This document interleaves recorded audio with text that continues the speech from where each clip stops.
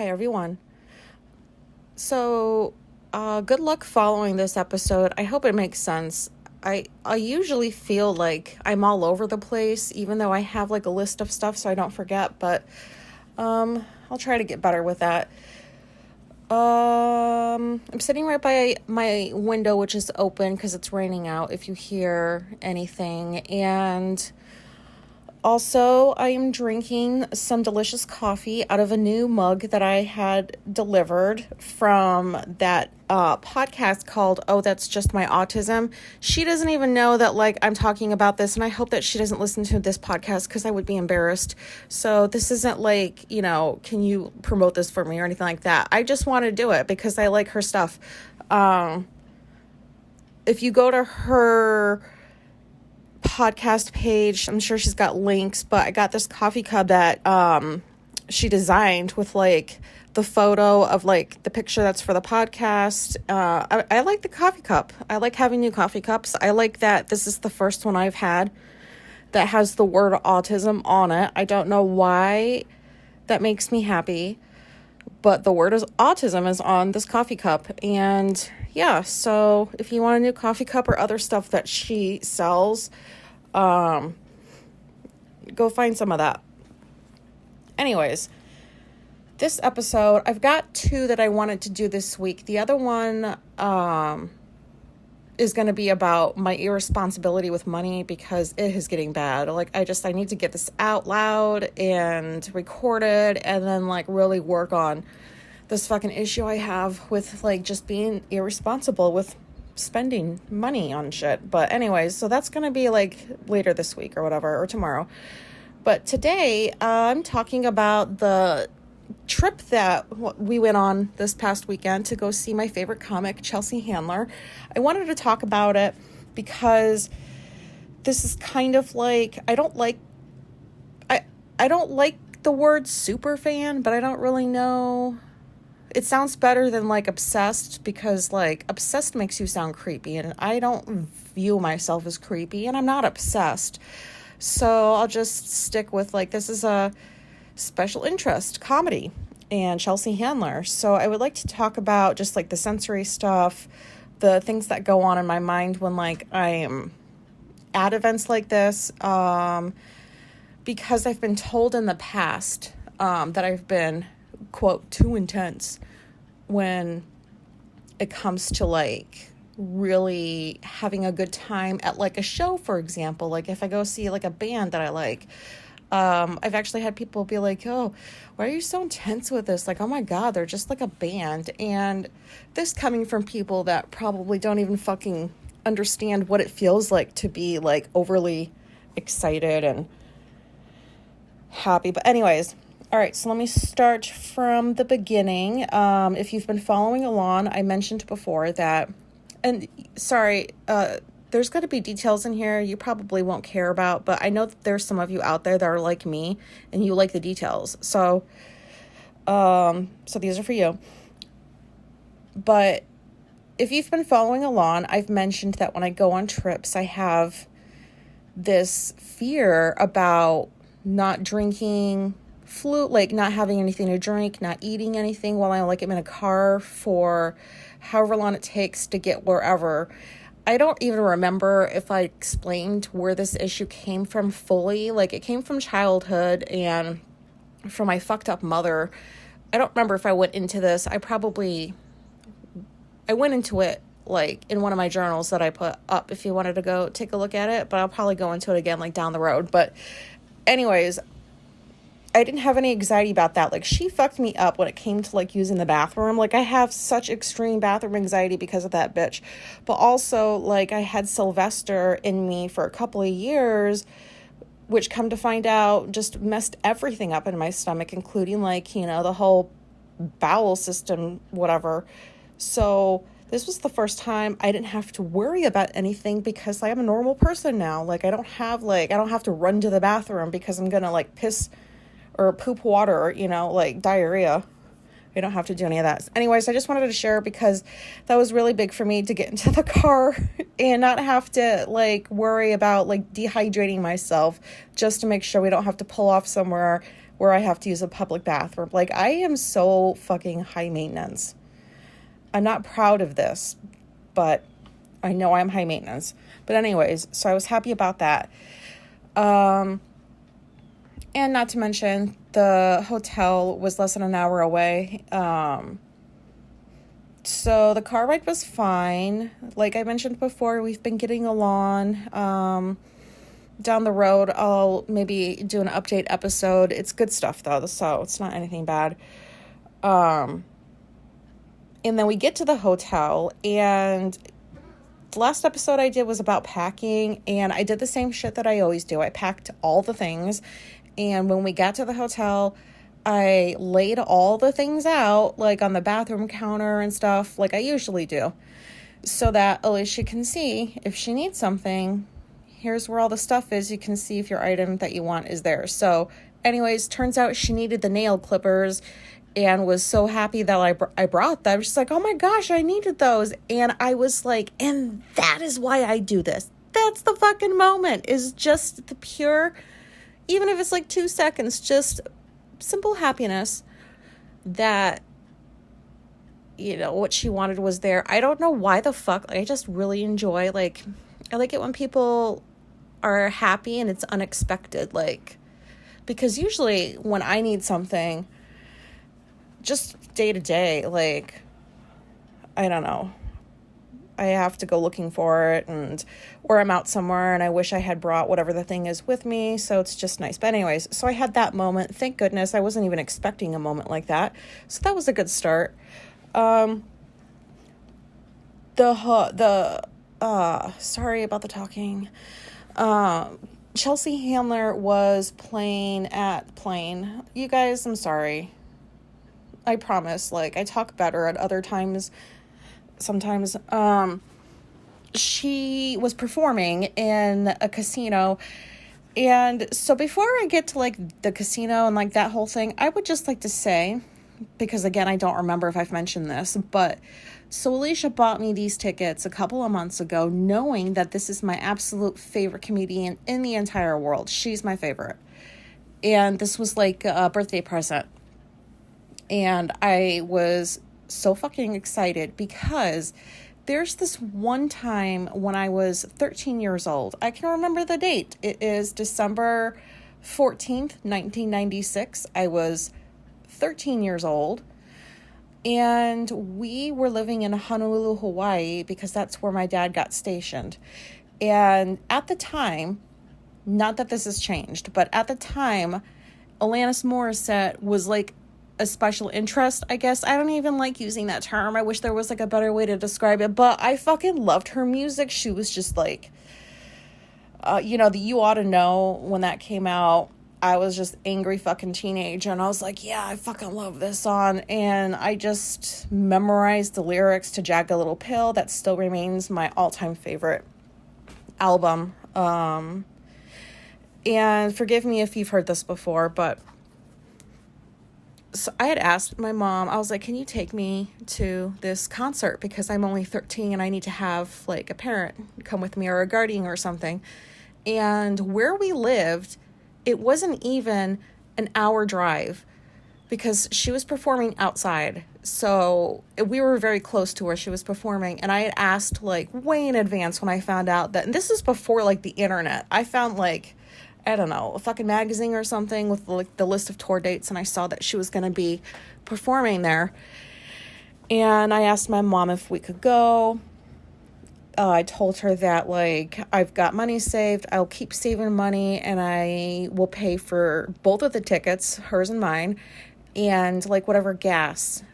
And I thought that that was kind of like a fair trade, you know, like, take me to my first concert. You know I fucking love Alanis Morissette.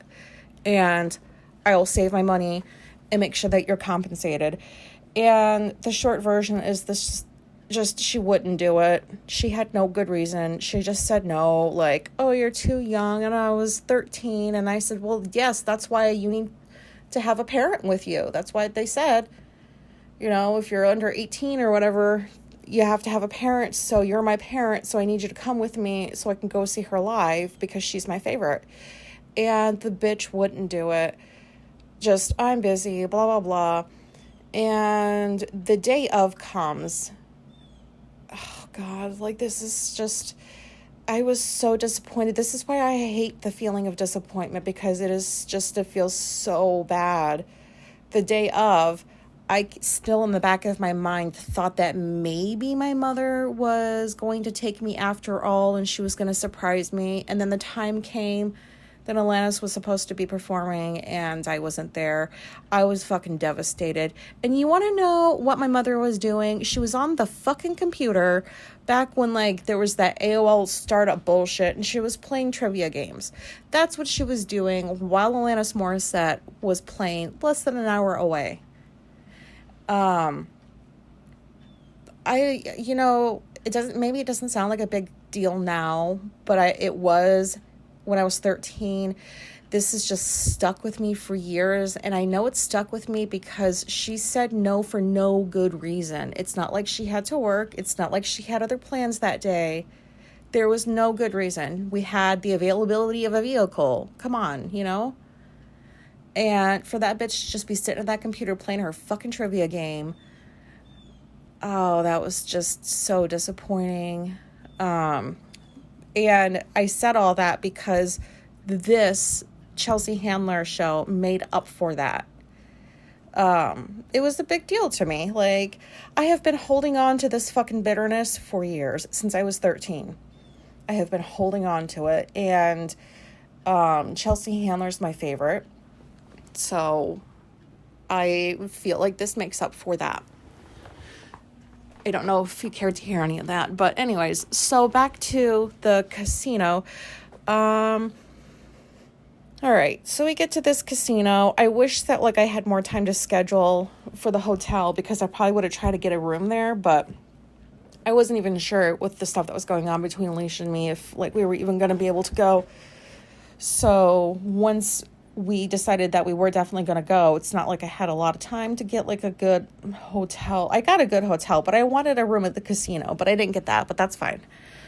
And so when we get to the casino, it's a couple hours before she's going to be there, and so we go to this food court, and it was such a fancy food court.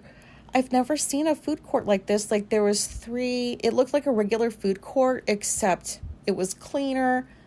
The people were not as loud. They were, like, well-to-do types. I don't know if that's the right way to say it, but, you know, it was a classy food court. And I felt out of place. I wore shorts and a t-shirt, even though the AC was blasting, because, like, I'm in menopause, so I'm always hot now. And, like, when I got to the casino, I didn't realize, like, how, like, nice it was in there. And so I felt out of place, and I told Alicia, like, they're not going to let me in to see her because look at me. Look at how I'm dressed. I guess I'm supposed to be wearing nice clothes. And she's like, no. And I get into the casino, and there's people wearing all kinds of shit. Real nice clothes down to, like, jeans that are about to fall off because there's just so many holes, and it doesn't even look like it's a pair of jeans anymore. And that didn't make any sense to me. It's not like I go to casinos because I don't like gambling. Quick tangent. We were outside waiting for the show and getting some fresh air, and I was talking about gambling, and I told Alicia, like, I don't get why people do this. Like, why? You're risking all this money, and you don't even know if you're going to get it back. And, like, I get the whole adrenaline rush thing, and I get why people do it, but I also don't. It just does not seem very smart to me. It seems like a waste of money. The only gambling I've ever done is I played on penny machines back in the day, because that kept me occupied and I didn't lose a lot of money, but that's, like, as good as it got. I don't believe in just throwing money away, but this is coming from the person that's irresponsible with money, which is what Alicia pointed out. And she's like, you know, you've just spent, like, a few $100s in ramen over the past few weeks, so. And point made, I get it. But anyways, but that's the way I feel about gambling in my mind. In my mind, it makes sense because, like, with ramen, I'm getting something for my money. I'm getting a nice, delicious bowl of ramen with all the things in there that I like. I gave the person a tip for delivering it to me. I view it as money well spent, which is why I keep spending it to get this ramen. Whereas if I were to just take that few $100s and put it in a machine at a casino, it could just get all, like, piss it all away in, 20 minutes? What would I get back for that? Pushing a button? That was one thing that seriously, these people, sorry for anybody that likes to gamble, I'm sorry. I know I'm going to offend somebody somehow, but, I'm walking past these rows and rows of people in machines, and it's just a bunch of lemmings pushing the button over and over and over and over and over and just staring at the screen over and over, just pushing the button. How's that fun? It just is not fun. Pushing a button, hoping that something magical will happen and all this money will come out. What the fuck? That's just strange to me. That's a weird way to spend time. But moving right along, we ate at the fancy food court.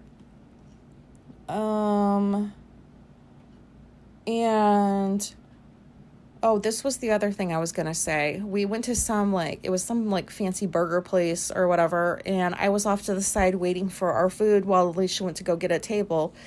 And explain this to me. So I'm waiting for the food. This lady comes up to get her order because her number was called, and somebody asked her something, and she's like, yeah, I'm here to see Chelsea Handler. She's playing in a couple of hours. I can't wait. I'm so excited. She's my favorite.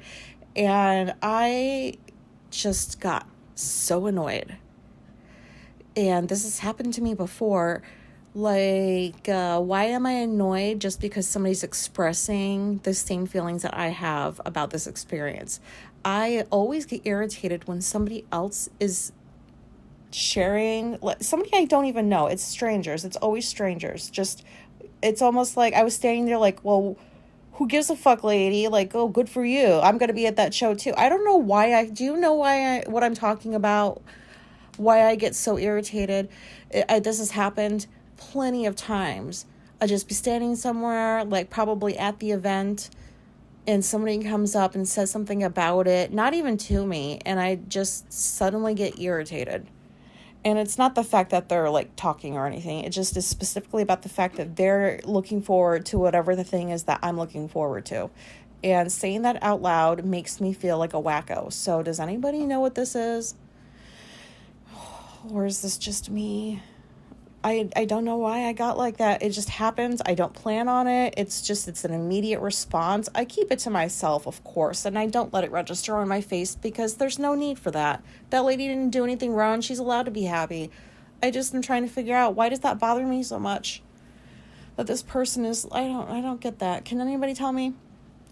Okay, so then we get into, by the way, I warned you about this episode, so I hope I'm going in some kind of order here. So we get into the thing. About 45 minutes is when they opened it and let people through. Now, when we went to go see Hannah Gatsby, they took the phones, they locked them up in this thing, and then after the show, you go and you get them unlocked so you get the phone back so that you can't record anything. I'm not sure if this is was it just because Hannah was doing a special, because everybody else got to bring their phones in to see Chelsea Handler. And that might not sound like anything important, but I'm just trying to understand, why were we able to bring phones in to see her? And so I didn't know that the place could hold 2,400 people. And we get in there, we find our seats. I got the very end of a row, and Alicia was right next to me. And with all the noise going on in there, sensory-wise, whenever I'm at an event like a show or something like this, and I have been looking forward to it, the noise doesn't bother me. It's weird. We even had a group of drunk bitches behind us, sorry, but they were just fucking drunk and obnoxious. Everybody was loud in there and talking, but these girls were like, oh my god, did you see what he did? Did you see that? Oh my god! And that's right the fuck in our ears. I gave them a dirty fucking look. Like, what's your problem? That's what I wanted to say, and I didn't. But I gave them a dirty fucking look, and then I realized they were too drunk to even understand. So, that was annoying. I do not like bitches screaming in my fucking ear, drunk as fuck, because that reminds me of every other concert I've gone to. There's always that one person. It's usually, sorry, I know how this sounds, it's usually a really tall blonde. I don't hate blondes. I'm not trying to sound like that. It's just my experience. It happens to be at least one blonde that just has way too much to drink and is obnoxiously drunk, like either during the whole experience, like during the whole show, or doesn't even make it to the first part of it because they've already passed out. I can't even tell you how many times I've seen this. They happen to just all be women who are blonde. That's why I say that. And the girls behind us were blonde. Now, I'm not saying that anything, like, there's something wrong with being blonde and, like, that's an association to, like obnoxious behavior. I'm not saying any of that. This is just facts I'm stating. That was the only thing that was annoying. But the hundreds of people talking did not bother me. The sound system didn't bother me. The loud music did not bother me. The bright lights did not bother me. And this is all, like, before she even comes on. Now, if, like, I was with somebody at some show that they knew who the person was, but I didn't, like, I'm just going along, and I would not feel the same way. I would have hated the noise. I would have hated the lights. I would have hated just everything about it. So I know that, like, looking forward to something really helps me out sensory-wise. I don't know if it's because, like, I'm preparing for it or whatever, but I know that there's just some things that don't bother me. I don't mind loud music. The louder, the better.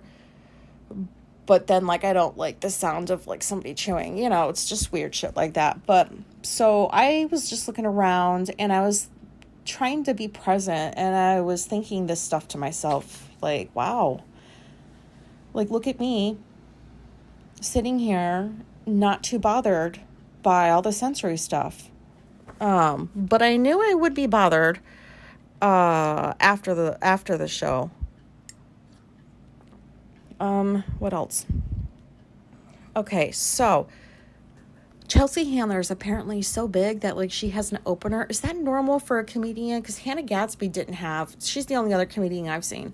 She didn't have an opener, so I don't know if it has to do with, like, the level of fame or, like, preference or what. So I thought Chelsea Handler was gonna come right on, but no, some opening person that I don't know who was came on, and she was, like, kind of funny, and I was getting impatient. Like, I don't really, this isn't, like, too funny for me, so can you just move it along and, like, bring her out? And then so she finally comes out, and I feel, sorry for the dry mouth, I feel so overwhelmed with excitement, gratefulness. I think I've mentioned before, I've gone to parades or festivals, and for whatever reason, when it starts, I just become overwhelmed with, like, I don't know, tears come to my eyes. I don't know if it's just, like, I don't know what that is.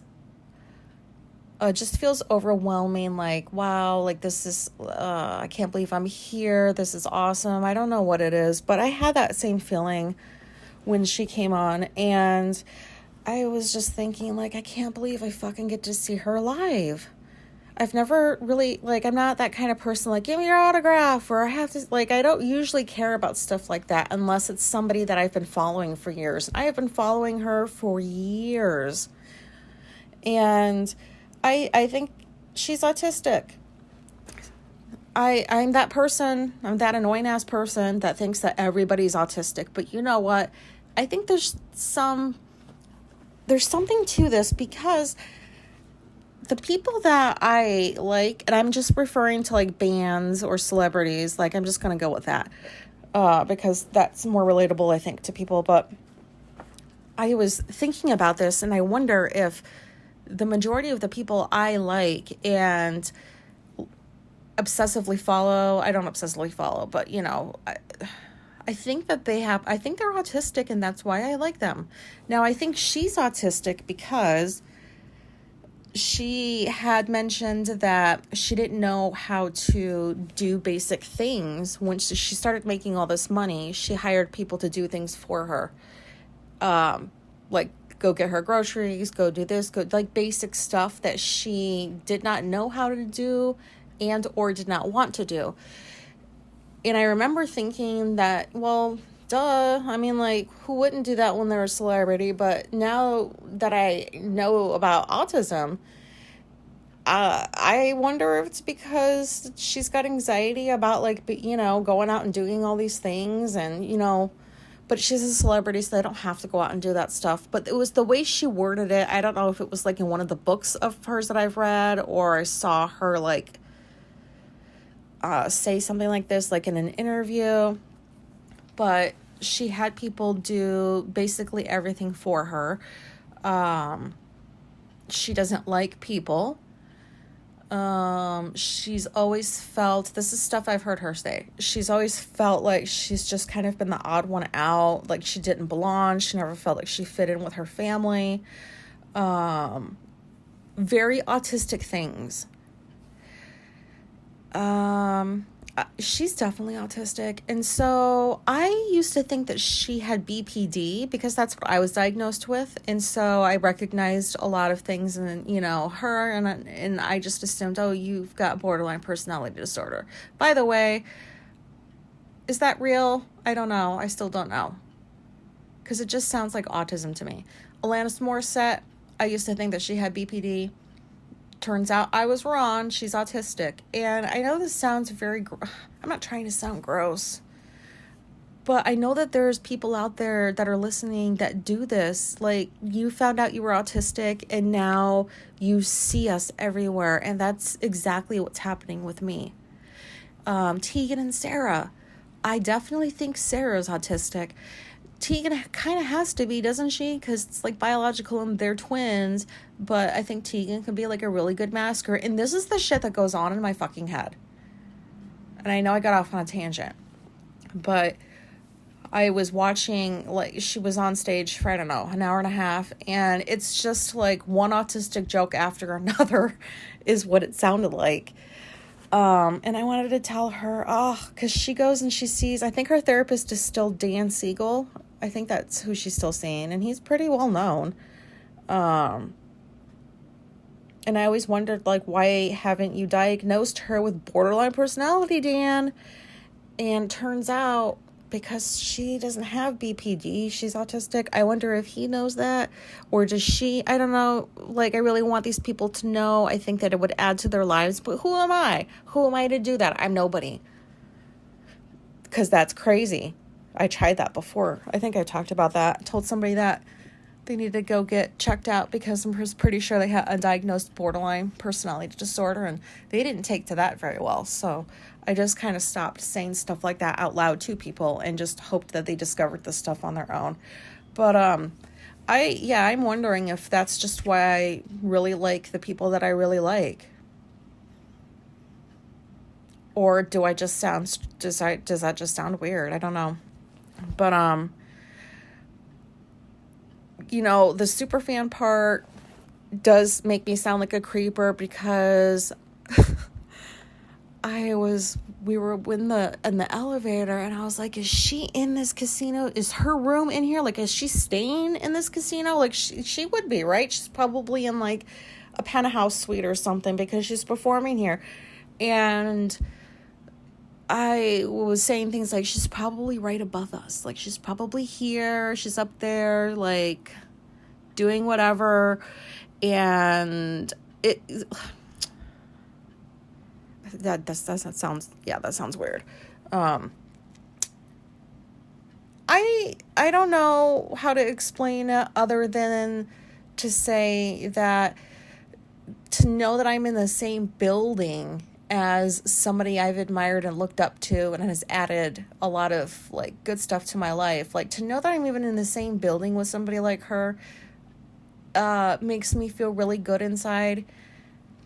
I always wonder if I sound weird, like, for saying shit like this, but, so I'm not trying to sound, like, obsessed, but it's just the idea of, you know, this person that I've followed for years is in the same building. I'm getting ready to see her live. I cannot wait because I know it's going to be a good show. And it totally was. It exceeded my expectations.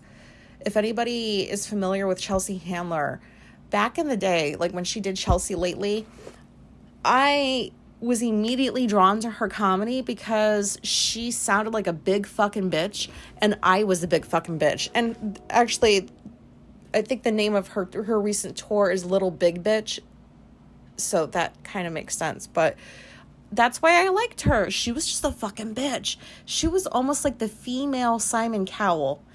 And Simon has softened over the years. He's autistic too, guys. Simon Cowell's autistic. I have supporting evidence. If you want to know, I can tell you. I bet nobody's listening to me anymore. I'm probably just talking to myself. But anyways, yeah, so I don't remember what I was just saying. What the fuck? I see autistic people. You know, I guess that's it. Oh, that's what I was saying. I was drawn to her comedy because of how much of a bitch she was, and turns out, like, when she got into therapy, her comedy is so much better now than it was before she was in therapy. And Dan Siegel, like, watch me be saying the wrong name. I'm pretty sure that's the guy's name. He's got books out. Like, the dude knows what he's doing, and she's a completely different person. And I've also been made fun of, like, in the past, just when I talk like this about celebrities, like, people think, why are you so obsessed? Like, why are you talking about them as if you know them? That's weird. I don't think that's weird. You know, like, if I was trying to find out where somebody lived or what's their phone number, and I was trying to do shit like that, that's not normal. Don't do that. You know, I don't do stuff like that. I just talk about them because I guess those are the most obvious examples of, like, just people living their lives. You know, you're in the media, everybody sees you, everybody sees all the shit that you're going through, and I don't have, like, friends really, so I don't see people on a daily basis like I used to, so I don't know. I don't even know what I'm talking about anymore.